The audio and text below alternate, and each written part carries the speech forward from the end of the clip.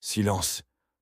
Aujourd'hui, l'Église nous invite à nous arrêter, à entrer dans le mystère, à écouter, à contempler, à pleurer. Voici le récit bouleversant de la passion de notre Seigneur Jésus-Christ, selon saint Jean. Un texte sacré, dense, poignant. Il ne s'agit pas seulement d'une histoire ancienne. C'est l'amour en acte, livré jusqu'au bout, pour toi, pour moi, pour tous. Prends le temps. Écoute jusqu'à la fin. Laisse cette parole traverser ton cœur et le transformer. Tout est accompli. Entrez maintenant dans le silence de la croix. Bonne écoute. Lecture de la Passion de notre Seigneur, Jésus-Christ, selon saint Jean, du chapitre 18, verset 1 au chapitre 19, verset 42. En ce temps-là, après le repas, Jésus sortit avec ses disciples et traversa le torrent du Cédron. Il y avait là un jardin, dans lequel il entra avec ses disciples. Judas, qui le livrait, connaissait l'endroit, lui aussi, car Jésus et ses disciples s'y étaient souvent réunis.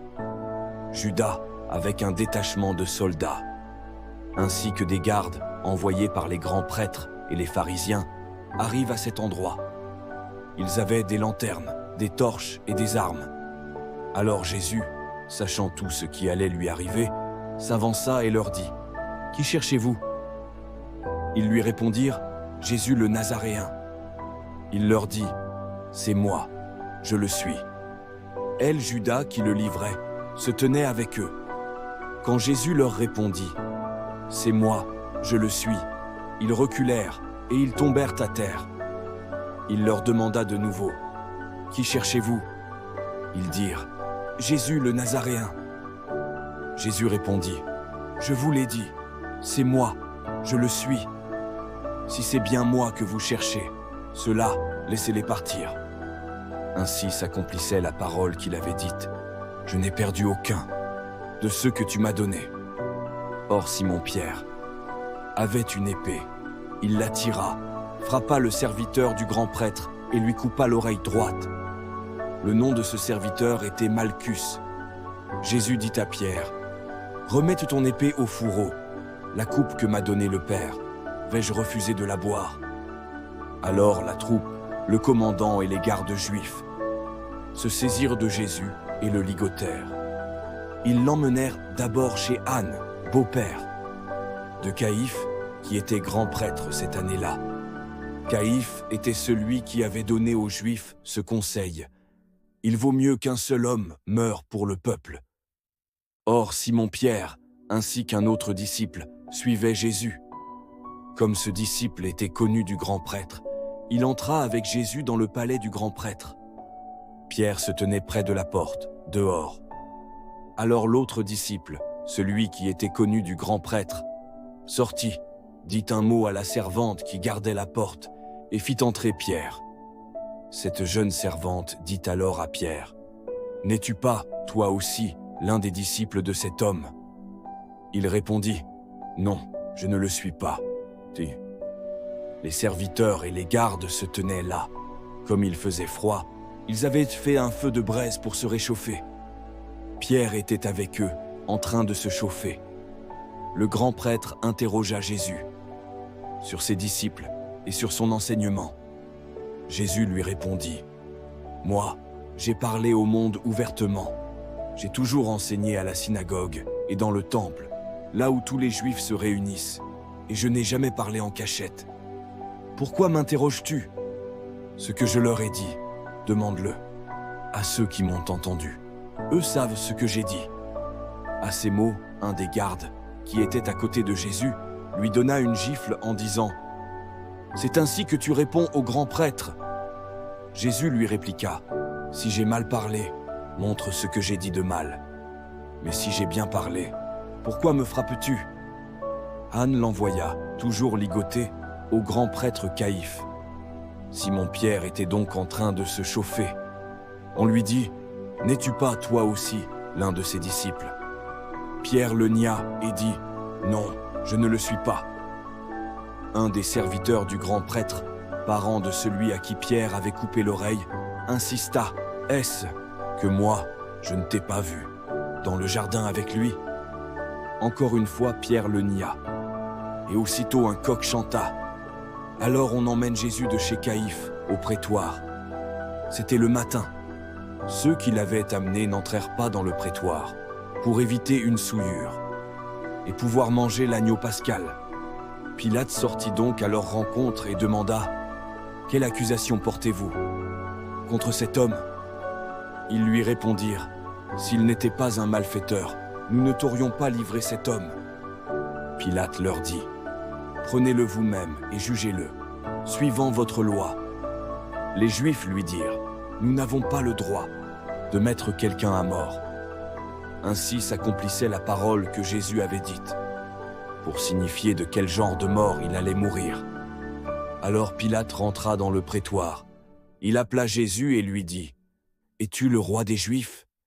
Jésus lui demanda « Dis-tu cela de toi-même, ou bien d'autres te l'ont dit à mon sujet ?» Pilate répondit « Est-ce que je suis juif, moi ? Ta nation et les grands prêtres t'ont livré à moi. Qu'as-tu donc fait ?» Jésus déclara « Ma royauté n'est pas de ce monde. Si ma royauté était de ce monde, j'aurais des gardes qui se seraient rebattus, pour que je ne sois pas livré aux Juifs. En fait, ma royauté n'est pas d'ici. » Pilate lui dit « Alors, tu es roi ?» Jésus répondit « C'est toi-même qui dis que je suis roi. Moi, je suis né, je suis venu dans le monde pour ceci, rendre témoignage à la vérité. Quiconque appartient à la vérité, écoute ma voix. » Pilate lui dit « Qu'est-ce que la vérité ? Es-tu » Ayant dit cela, il sortit de nouveau à la rencontre des Juifs, et il leur déclara « Moi, je ne trouve en lui aucun motif de condamnation. Mais chez vous, c'est la coutume. Que je vous relâche quelqu'un pour la Pâque. Voulez-vous donc que je vous relâche le roi des Juifs ?» Alors ils répliquèrent en criant « Pas lui, mais Barabbas. » Or ce Barabbas était un bandit. Alors Pilate fit saisir Jésus pour qu'il soit flagellé. Les soldats tressèrent avec des épines une couronne, qu'ils lui posèrent sur la tête. Puis ils le revêtirent d'un manteau pourpre. Ils s'avancèrent vers lui, et ils disaient « Salut à toi, roi des Juifs !» Et ils le giflaient. Pilate, de nouveau, sortit dehors et leur dit « Voyez, je vous l'amène dehors, pour que vous sachiez que je ne trouve en lui aucun motif de condamnation. » Jésus donc sortit dehors, portant la couronne d'épines et le manteau pourpre. Et Pilate leur déclara « Voici l'homme. » Et quand ils le virent, les grands prêtres et les gardes se mirent à crier « Crucifie-le! Crucifie-le » Pilate leur dit « Prenez-le vous-même et crucifiez-le. Moi, je ne trouve en lui aucun motif de condamnation. » Ils lui répondirent « Nous avons une loi, et suivant la loi, il doit mourir, parce qu'il s'est fait fils de Dieu. » Quand Pilate entendit ces paroles, il redoubla de crainte. Il rentra dans le prétoire et dit à Jésus « D'où es-tu » Jésus ne lui fit aucune réponse. Pilate lui dit alors « Tu refuses de me parler, à moi. Ne sais-tu pas que j'ai pouvoir de te relâcher et pouvoir de te crucifier ?» Jésus répondit « Tu n'aurais aucun pouvoir sur moi. Si tu ne l'avais reçu d'en haut, c'est pourquoi celui qui m'a livré à toi porte un péché plus grand. » Dès lors, Pilate cherchait à le relâcher, mais des Juifs se mirent à crier « Si tu le relâches, tu n'es pas un ami de l'empereur. Quiconque se fait roi s'oppose à l'empereur. » En entendant ces paroles, Pilate amena Jésus au dehors. Il le fit asseoir sur une estrade, au lieu dit le dallage. En hébreu, Gabbatha. C'était le jour de la préparation de la Pâque, vers la 6e heure, environ midi. Pilate dit aux Juifs « Voici votre roi. » Alors ils crièrent « À mort! À mort! Crucifie-le » Pilate leur dit « Vais-je crucifier votre roi ?» Les grands prêtres répondirent « Nous n'avons pas d'autre roi que l'empereur. » Alors, il leur livra Jésus pour qu'il soit crucifié. Ils se saisirent de Jésus, et lui-même portant sa croix, sortit en direction du lieu dit le crâne ou calvaire, qui se dit en hébreu Golgotha. C'est là qu'ils le crucifièrent, et 2 autres avec lui, un de chaque côté, et Jésus au milieu. Pilate avait rédigé un écriteau qu'il fit placer sur la croix. Il était écrit « Jésus le Nazaréen, roi des Juifs ». Beaucoup de Juifs lurent cet écriteau, parce que l'endroit où l'on avait crucifié Jésus était proche de la ville, et que c'était écrit en hébreu, en latin et en grec. Alors les grands prêtres des Juifs dirent à Pilate « N'écris pas, roi des Juifs, mais cet homme a dit « Je suis le roi des Juifs ». Pilate répondit « Ce que j'ai écrit, je l'ai écrit ». Quand les soldats eurent crucifié Jésus, ils prirent ses habits. Ils en firent 4 parts, une pour chaque soldat. Ils prirent aussi la tunique.